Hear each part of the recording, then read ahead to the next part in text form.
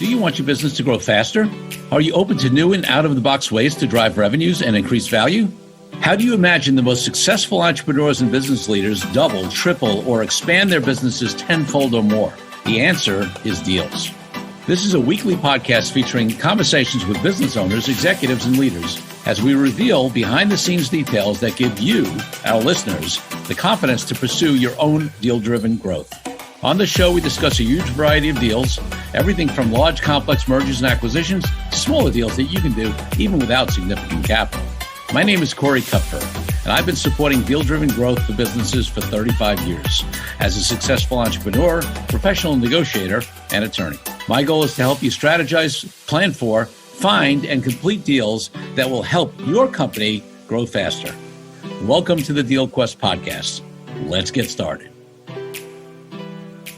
I'm excited to have two guests on the DealQuest podcast today. First, we have Brian Scanlon, managing partner for DealGen Partners, a deal origination company sourcing deals for private equity funds and strategic acquirers. Currently, DealGen Partners manages $2.7 billion in buy-side mandates. Brian started his career in the investment space selling his marketing agency, Social Mediators, in 2014 and entering the world of sell-side M&A at O'Hare Management. During his time at O'Hare, Brian built a deep network in the investment banking world, and in 2016 started DealGen Partners with the mission of delivering quality deals to companies in acquisition mode. He is I see Babson College here, which is like the entrepreneurship school. I remember I got familiar with Babson in my early days when I was helping. I helped Steve Mariotti at Nifty rewrite his legal part of his curriculum back in the very early days. You know, and he was connected with Babson and various other ways. Any case, so I'm super excited to have you on the podcast. Brian, welcome. Thank you. Excited to be here. And we also have Joe Zanca. Joe is an experienced business owner who sold a company and now manages deal flow for $2.5 billion worth of mandates for PE funds at DealGen Partners. He works with PE funds. I mean, everything, basically, these guys are partners. They work together on these deals. And so I'm super excited to have you on the podcast as well. Appreciate it. Yeah, no, I'm Brian's business partner, and yeah. So anything that you just read about, what we do and how we operate, I'm pretty much his twin. We do the same stuff. Exactly. We do it together. So I didn't need to repeat the same info about the company that I repeated, before.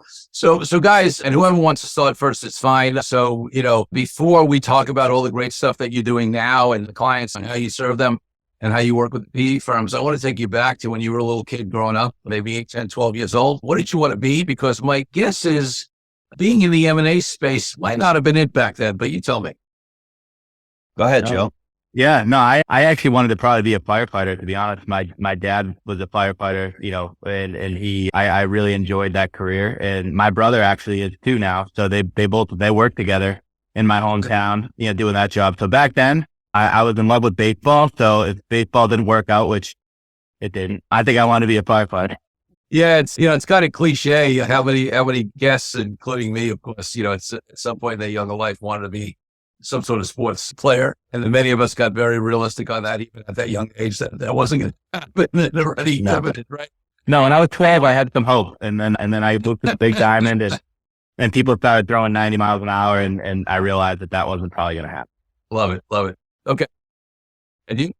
Yeah, well, I not to follow along, but I was just cleaning out the basement and found a thing I wrote in like 6th grade that was, what do you want to be when you grow up? And I wanted to be shortstop for the Yankees, but this guy Derek Jeter was a little better than me, so that didn't work out either. But baseball was kind of a lifelong passion and still is for both me and Joe, and that's really how we connected. And the business thing, took shape once we really got to Babson. But until then, I didn't know what I wanted to do, man. I probably still don't know what I want to do, but I know this one's working, so.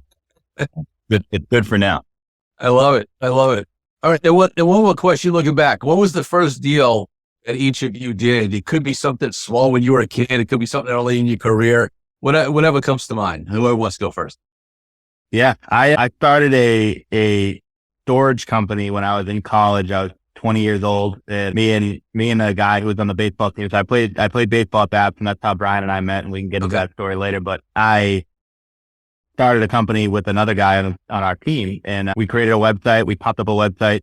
A lot of kids that go to that school are from, foreign countries, or they don't live around Boston. So when they traveled home, they need storage of their items. They need somewhere to put all their stuff. And so we stored them in my buddy's basement, and it was the first really entrepreneurial endeavor that I had gotten into, but we popped up a website. We got a bunch of people to sign up for what we did. We went around, rented a truck, picked up all the stuff, stored it in the basement. We each made close to $10,000. And I was like, well, this entrepreneur thing's pretty cool.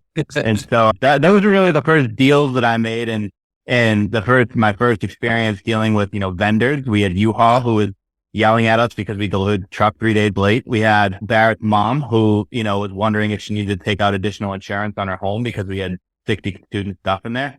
And it was a hell of I had a partner. That was my first experience dealing with the business. Right. All right. Just partnership deal. Sure.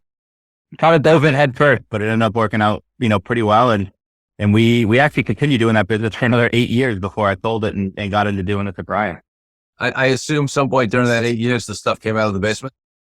Yeah. That was a one-time basement deal. And then we leveled up our facility to a real.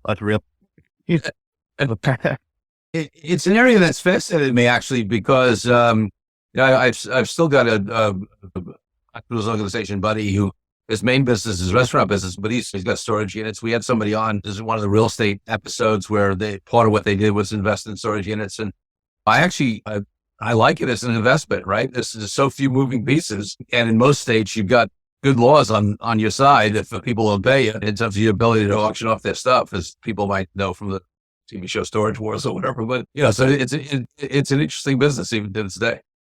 Definitely. It's a good model. Yeah, it's definitely a good model. People are living in smaller spaces. Buying things is easier than it's ever been before. So people are buying a lot of stuff and they have nowhere to put it. So, the units that if you own them, they end up full because no one has any room. Yeah. Okay. And what about you? Yeah, similar to Joe, I started a business in college kind of by accident. My aunt had a PR firm in New York, and one of her clients said, "Hey, we want to be on this Facebook thing." This was in 2007. And she was 56 at the time and said, "I don't even have a Facebook." I was the youngest person she knew. Right. So she said, "Hey, if I give you $500 a month, will you post on this company's Facebook page as them?"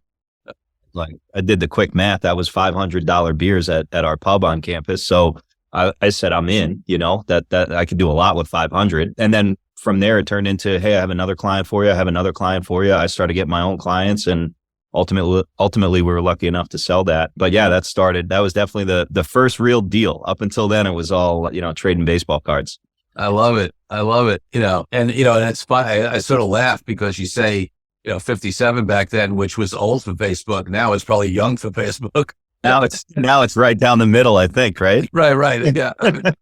People, who are your age back then are like, Facebook's so over.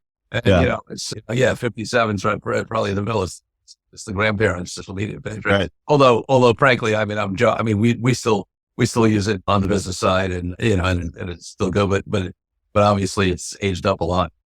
Definitely. Very cool.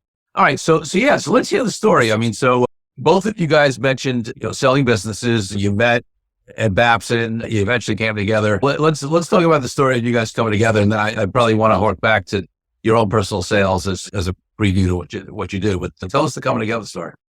Yeah. So I had, after I left the sell side investment banking space, I kind of went back into the marketing world, and we were servicing all kinds of industries, but knew we had an in on the PE strategic acquirer world because it was a unique model where we didn't just have to charge a monthly retainer for our typical marketing services. We could provide some more detailed services and actually be attached to the value of the deal, which takes that, value up exponentially. And after Joe had sold his business, it just made a lot of sense for us to finally come together on something. We work really well together. We've known each other, for quite a while. And I think it helped that we didn't get involved in a business together right away. We kind of watched each other's careers progress and realized, I think it'd make a lot of sense to do this, together. And then when Joe came on board, he kind of came up with the offer to this PE, strategic acquire world. And it's been us burying our head and focusing on that ever since. And,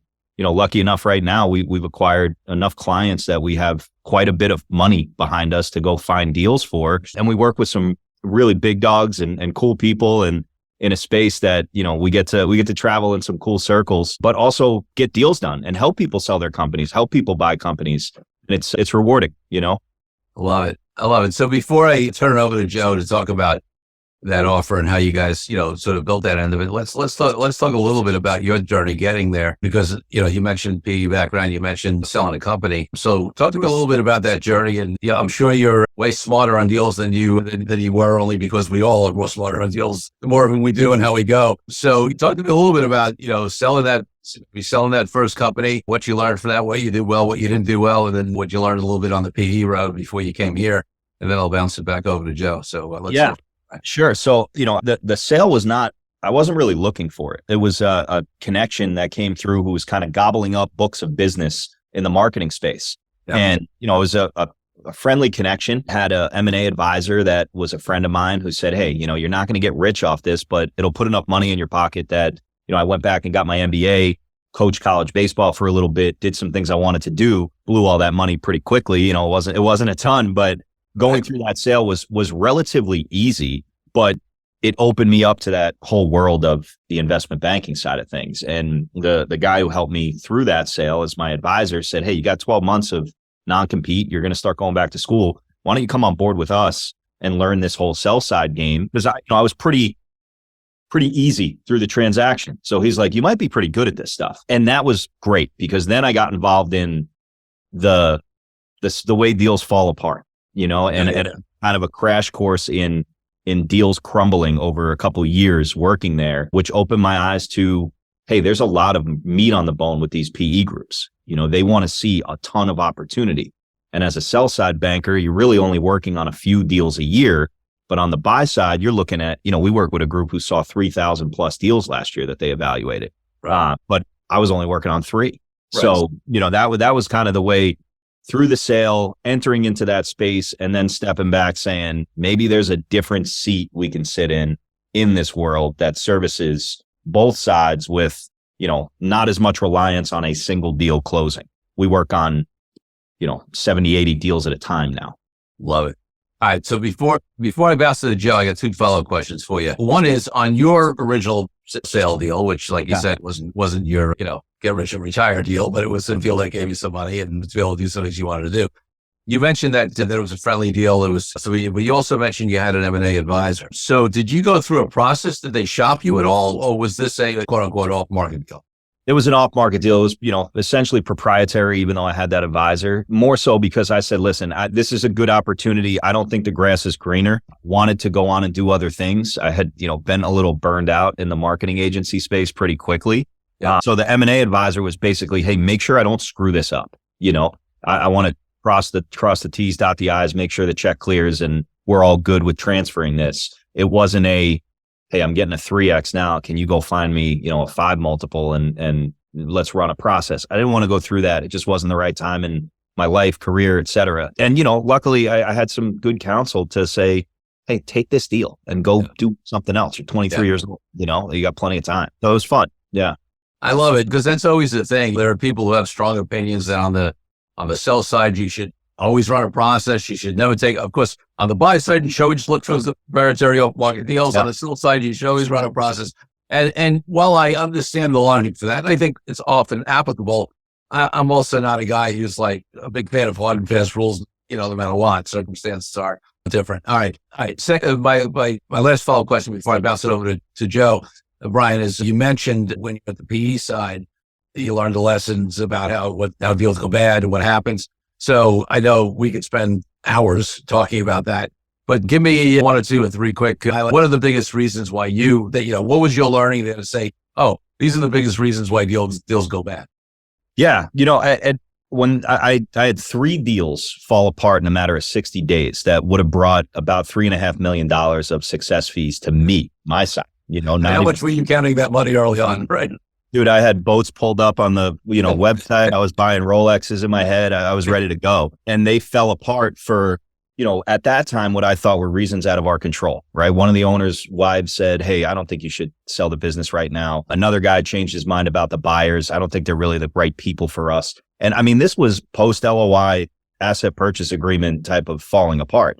The third one was, our seller dragged his feet so much with his attorney on the purchase agreement that the numbers started to decline in the business. And the buyer said, this isn't the same company we bid on 6 months ago. Yeah. So I kind of stepped away and said, man, all this stuff, what could we do? There's nothing we could do. And I kind of had a conversation with someone who said, no, there was a lot you could do. You could have learned that wife wasn't really on board. You could have, made sure this seller and buyer were a little better fit for each other and got to know each other before this and didn't get blinded by the purchase price. You could have pushed that seller quicker and realized, educated his lawyer on, hey man, the numbers aren't great right now. Let's get this thing signed. So it was a good lesson in there are things you can control that you say, oh, it's easy to chalk it up as it's out of my control. But if you want to be good at this, you got to have your thumb on every, point along the process. And I think that's something that we do pretty well now because we sit in an interesting position where we're not in control of the entire, supply chain of a deal, but the pieces we are in control of, we are, obsessive over staying in control of that, making sure we're driving the ball down the field. Love it. Love it. So Joe, let's go in the opposite order to you. Meetings, we went back with Brian. Let's start at the beginning for you. Talk to us about the company and your sale process, what you did after that. And then I want to get to, hey, what is that offer, that unique sauce that you guys provide now? So yeah. Sure. So like I mentioned, I started that company when I was in college and after our senior year, we graduated.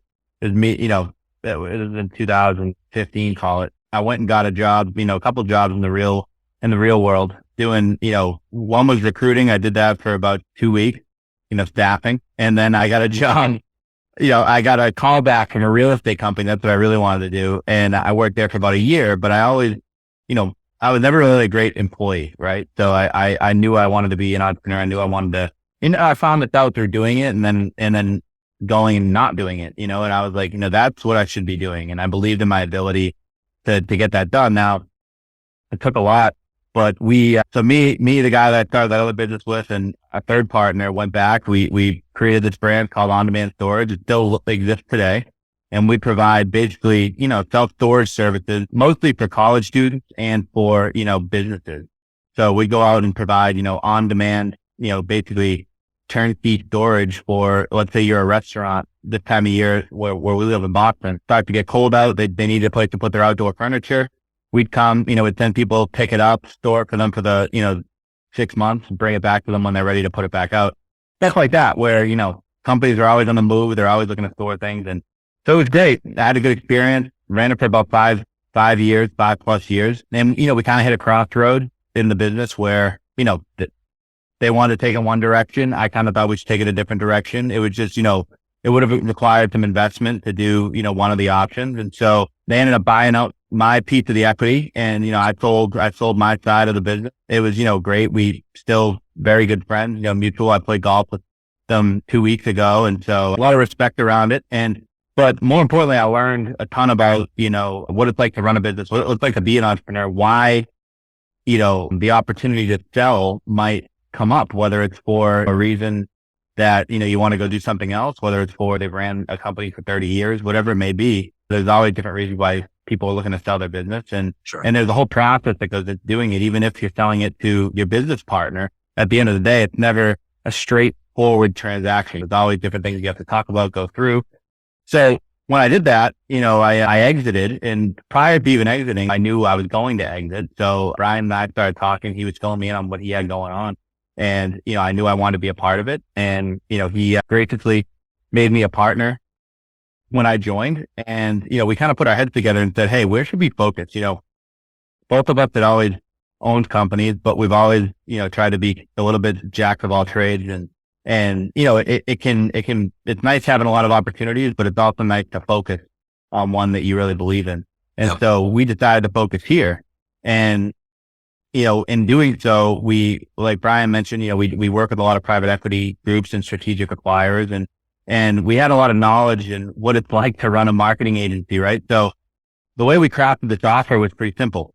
It takes a long time to find a business that wants to sell and then get that process completed, right? Like no matter what, it's a few months.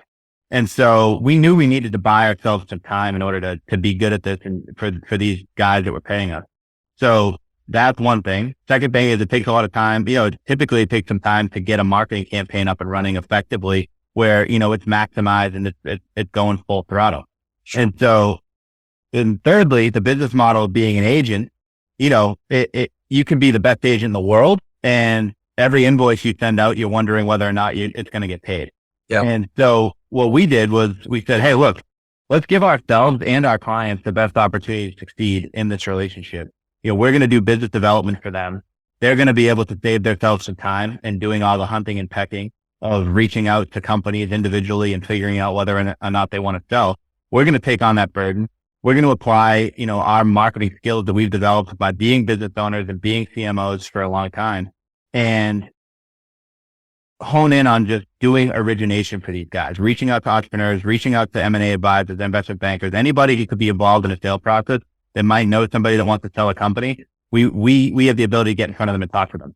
So the offer that we crafted was, we charge a working capital deposit at the beginning of a relationship with a PE or strategic. That deposit buys them a year worth of our service, and it also buys them exclusivity to a vertical. So they want to buy fintech, technology businesses. We only have one company that's looking for those. So anytime something comes through the pipeline that meets that criteria, they're the bucket we drop it into. And what it buys us is enough time to get those campaigns cranking, being able to let the groups that we already know that we have a new client looking for these types of opportunities. And then it gives us a year for them to be able to transact on a business. And we actually take it a step further. If one of our clients does not, they retain us to do this job and they do not acquire a business within 12 months, we make that retainer refundable. So we say, hey, we're putting our money where our mouth is. We know we're going to be good at this. We know we have a farm big enough where there's deals in here that are going to fit what you're looking for. And if we don't, we're willing to give it all back. And it really resonates with people. You take away that, you basically take away all the risk, right? And we know that at the end of the day, our best opportunity to get paid is on the success fee of the deal.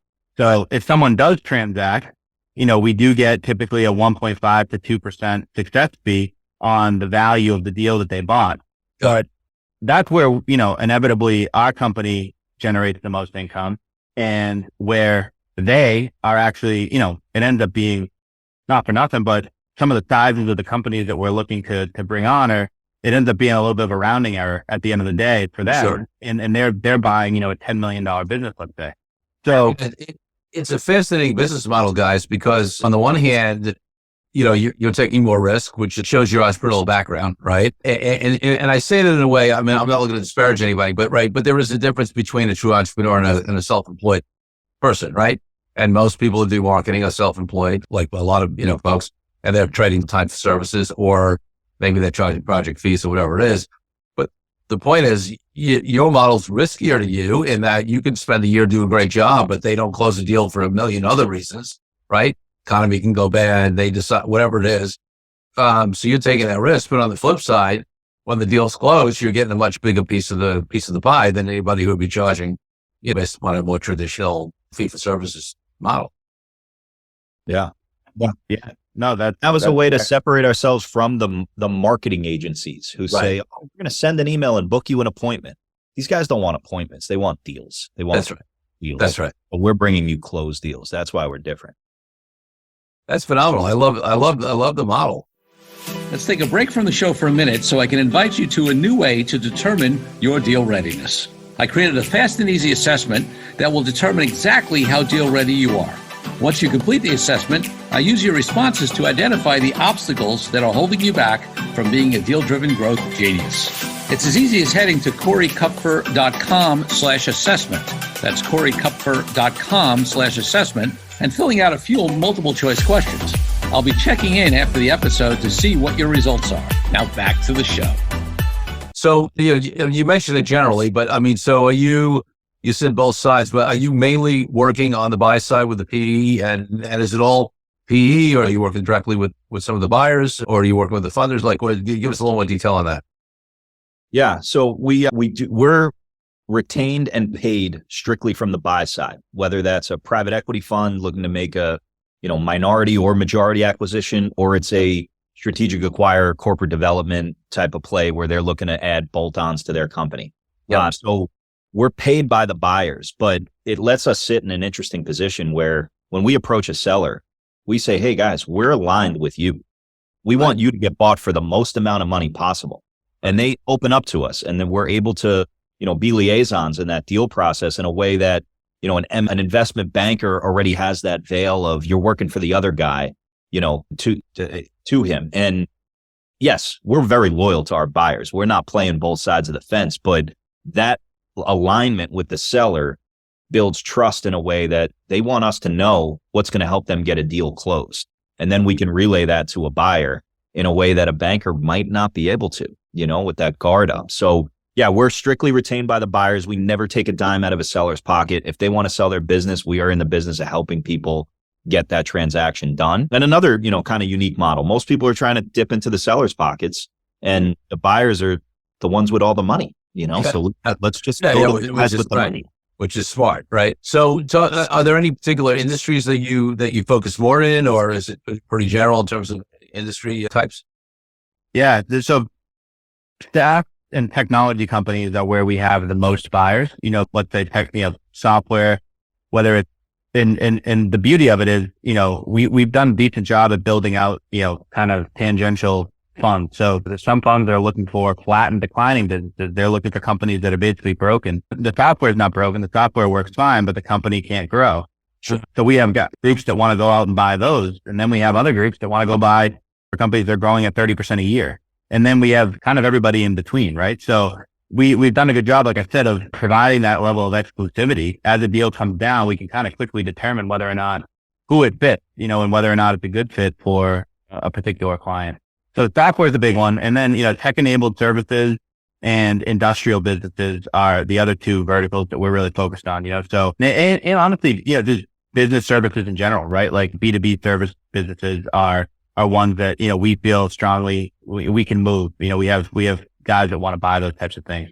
So software is right down the middle. And then, some of the groups that we work with are pretty large, and they want to fill their portfolio with all different types of diversified opportunities. And so they'll allow us to go out and look for those too. And the nice thing about working with PEs is that they have existing portfolio companies all the time as well. So they might not be looking to grow their portfolio company necessarily, but they'll have an individual company within their Rolodex and their portfolio that they might want to grow through acquisition. So they might have a B2B service company, let's say a mortgage lending company that wants to go buy 10 other mortgage lending companies over the next 24 months. Well, they'll contract us to go on that sniper mission. So what we like to tell our clients when we're, prospecting is that we can go and do a mission, which is, hey, go find this exact thing, or we can act as a shotgun. And most of the time we act as both, right? Just because we're on that sniper mission looking for one individual thing doesn't mean that if we come across a company that might be the next portfolio company for them, we're not going to show it to, you know what I mean? So we like to show them anything that might fit within their bandwidth of what they're looking for. Yeah, got it. So either, it could be new portfolio companies, or it could be tuck-ins to one of the pre-existing investments in that space. Mm-hmm. Right. Yeah. Yeah. And so give people a little bit, obviously, we're not asking for any trade secrets or special sauce, but just help people understand, what is it that you do? Like, what kind of marketing you do? Like, what is it that you actually do to find and connect these buyers and sellers? Yeah. So we have two guys that kind of operate our entire front end of the business. They built a AI machine learning tool that allows us to really automate in a customized way to the masses. Mm. So we're able to do automated, customized outreach to a enormous amount of people in certain targets as the top end of our funnel. That's just one piece. Then we have, our network, right? Which is all the investment banking relationships we've made, proprietary deals that we're currently sourcing, M&A attorneys, RIAs, CPAs, people who might be sources of deals that we're, talking to on a daily basis. And they're thinking of us anytime they see it. But that top end outreach, that happens while Joe and I are asleep. Right. We don't know what goes out. Right. We just wake up and say, hey, we got 12 things we got to go over today with these people that reach back out. Every deal or every inbound opportunity from that flows through us. And then we evaluate it and figure out, hey, does this fit one of our buyers? And if it does, we summarize it, we send it to them and say, what do you want to do next? So that mass automation is something that a lot of funds have an analyst that's sitting there going through pitch book, hunting and pecking, sending an email. We can do 1,000 of those in 5 minutes, and they can do one in an hour pretty much. Yeah. So it's just an incredible top of the funnel combined with a pretty deep network and a good relationship pool of deal sources. Love it. I love it. Let's talk about the size of deals. So, what do you target? What's the range of deal size that you focus on? Sure. So on the software side, typically these guys are valuing the deals off of the annual recurring revenue, so ARR. And, we'll look at anything that's doing above $2 million. So, 2 million is small. I think the sweet spot that we see most of the deals getting done at are around 10 to 50, but anything above 2 is something that our guys will take a look at, whether it's for a tuck-in or, whether it's, we work with different groups too, like you mentioned, there's some PEs, there's some strategics. We also work with a search fund. And so, we have a number of different types of buyers that are looking for anything at any given time. But from an ARR standpoint, I would say that, like I said, anywhere from 10 to 50 is kind of the sweet spot. 2 million and up is where we'll take a look. And then from a, services side of business or manufacturing business, typically it's got to be doing at least 3 million in EBITDA, for them to consider it as a portfolio company. But again, if they want to do a tuck-in, they could look smaller. So if we're looking for portfolio companies, the best metric to use is, 3 million of ARR, 3 million of EBITDA. And that's where we can be dangerous. So mostly middle market to lower middle market, lower middle market. Yeah. Yeah. And the reason being is that, some of these, that's where we fit best, right? Some of the larger PE funds, the really big ones and the multi-international names, they have 60, 70 people on their team at any given time going out and doing this. It doesn't mean that we can't work with them. At the end of the day, we can definitely specialize in doing tuck-ins for groups like that. And that can be really effective. But where we make the biggest difference is you got, 1, 2, 3 people doing business development out of the whole team. And, they're doing it in kind of an outdated way. They're doing it that hunting, pecking, relying on old investment banking relationships that they made 10 years ago. And those are ways to produce deals, sure. But at the end of the day, provide, adding this piece of automation and then, really kind of dipping into a network. We're a deal farm, right? So we're just farming opportunities at any given time. So yeah, which is amazing because, listen, let's face it, deal flow is always the first key, right? And quality deal flow, right? I mean, anybody can get deal. I mean, any quality PE firm or whatever is going to get pitched a million things, but quality vetted deal flow, which is really what you guys provide, is a huge advantage. And to get that flow in of qualified vetted potential, candidates for a firm that doesn't have that huge capacity, like the real big boys, is really, a huge value you guys provided. Yeah. Even with the big boys, it's music to our ears when they say, oh, all our deal flow is inbound. Yes. It's like, all right, well, we've come across deals from groups that one of our funds will say, oh, I've known that guy for 10 years. It's like, well, did you know he's working on a $30 million software deal right now? That's perfect for you. Cause so, a lot of these old school private equity funds see this as, oh, we're just sending spam emails. It's like, no, we're not. We're again, that source, if you're waiting for the phone to ring, somebody else is finding that deal ahead of you, Yeah, exactly. And I mean, as so much of the incoming stuff, they have to vet through as garbage, right? Nobody else is, they got vetted, right?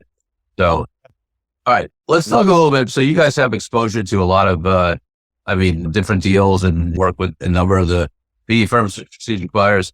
Let's talk about what you're seeing in the market, right? I mean, obviously we've been in a boom time, and I often quote this because I always love the quote. There's a panel of billionaires who had all gone like bankrupt or had major financial problems at some point, and they came back and became billionaires. And one of the guys said when they asked him, what went wrong, right? When things went bad. And his comment was, I mistook a bull market for brilliance, which I think it's one of the greatest lines ever in my mind. A good line. So obviously we've had a stretch up until recently where, especially in the industries you're talking about, right? On the SaaS and tech side or whatever, even the pandemic didn't, in fact, the pandemic was a boom time for some of them, right? But now there are some headwinds that have shown up. The market's been a little challenging, interest rates, inflation, everything everybody's heard about. Threat of recession, or maybe we're in a recession, who the hell knows? And listen, I've talked about this on this podcast a lot, where there's actually no correlation between deal flow and interest rates. But like I studied this. But in your sectors, what are you seeing? Because I've spoken to people in various sectors. Obviously, I have my own experience in terms of access to capital, in terms of deal volume, in terms of valuations, in terms of deal structures? What's been evolving? What's been changing? Yeah. So, I mean, deal appetite from these acquirers has not slowed an ounce. They still want to spend their money. The multiples may have decreased a bit in certain sectors. A great company is still a great company. A crappy company is still a crappy company. You know, it's the middle guys that are probably being the most affected. Instead of a 4, you might be getting a 3.2, you know, multiple on ARR, whatever it is. But what we're seeing in some of these proprietary deals talking to companies is, oh, we're just going to wait until, you know, the beginning of next year and see how it goes. You're really 12 months away from things changing, because if the economy is dropping and your numbers are stagnant, that PE fund is going to need to see 12 months of runway before they start evaluating you in a different light. You know, so people think, oh, we can just wait till it starts to go back up. If your numbers haven't gone up, the multiple's not going to go up. So, you know, I always kind of err on the side of caution with people and say, hey, if you're thinking about selling, go through the process, because the grass isn't always greener. You know, it's not always going to go up, and people are still transacting. Venture money has dried up, you know, as some people are saying, but not for the good opportunities, just for the okay ones. But yeah, we're seeing no slowdown in an appetite. These guys are evaluating deals the same way they did 12, 18 months ago, and they're willing to spend. They're not going to overpay right now, but they're willing to spend. We work with one company who is the largest, most active acquirer in the world of flat or declining B2B software. So they're licking their chops right now, because people are starting to realize, I don't want to raise it down round. Maybe I just sell this thing right now and move on to my next venture. And their deal flow has tripled since August. And, you know, and this is the thing that those of us in the deal market know, if you are a seller and you think things are going to come back up in 12 months, you could always get the benefit of that in deal structure, right? You can get that in earnout, right? You can get less money up front, but if you really think it's going to come back, as opposed to waiting that 12 months, you can structure a deal where if it does come back, you get that upside on the back end and some sort of earnout arrangement. So you can potentially have the best of both worlds. Now, obviously, if it takes longer and you don't hit it, you may not get it. There's some risk there. It's obviously not the same as getting it up front, but you could end up in the same place ultimately if you're right and the business does come back up. It's all deal structure. Definitely. If you want to get a deal done, you can. Really, being unrealistic is a number one reason for a deal not getting closed. Just a seller just saying, I'm worth 10 times my earnings, and you're not in an industry that gets 10x. You know, we just had a banker show us a deal. They're looking for 22, 24 times EBITDA on a pest control company. And I'm like, I don't know of anybody. If anybody listening knows of someone that pay that high, let us know. We can't even show that to our buyers. You know, they'd say, what are you guys doing? We're not going to spend that. But being realistic, if you want to get a deal done, regardless of how the economy is, you can do it. Love it. Joe, any additional thoughts beyond what Brian said in terms of what you're seeing out there?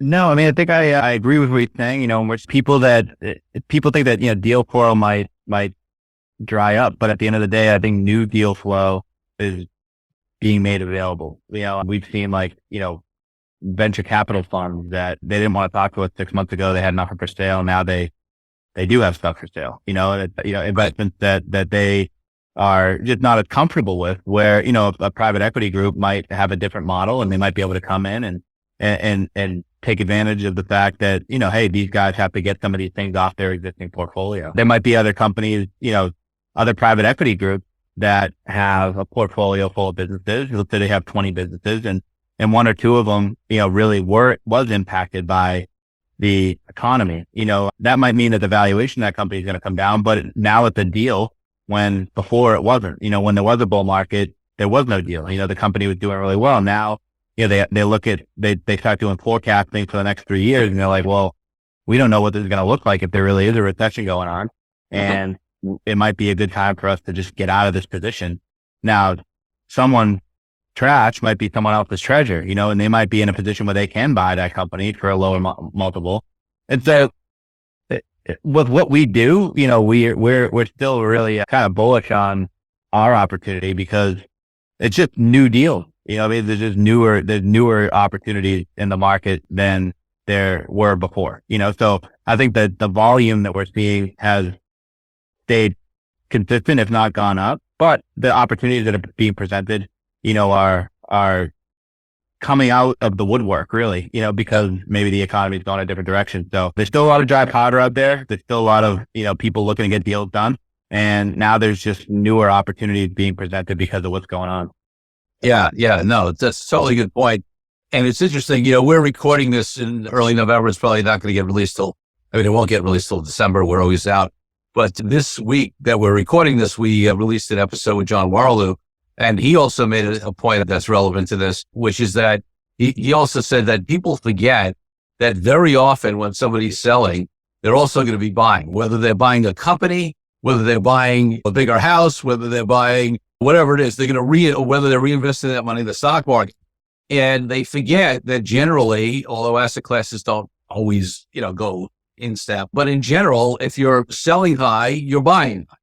If you're selling low, you're buying low. And he and his team did some studies some years ago where they found that a lot of actually companies that sold lower, actually 10 years later, that entrepreneur did better because they were able to reinvest that money in something, whether it was a business, whether it was, whatever it was, or whether they started doing their own angel investing in other businesses, or they're starting a new business or whatever it was in asset, or even putting it in the stock market in asset classes that had, a lot of upside in the next 10 years because they bought low, and they actually ended up doing better than some of the people that sold at the top of the market. So I thought that was a fascinating point as well, with some data that he had to back it up, where that also says, hey, maybe you should at least consider not waiting for valuations to come back to top dollar, because remember, you're going to be buying lower as well.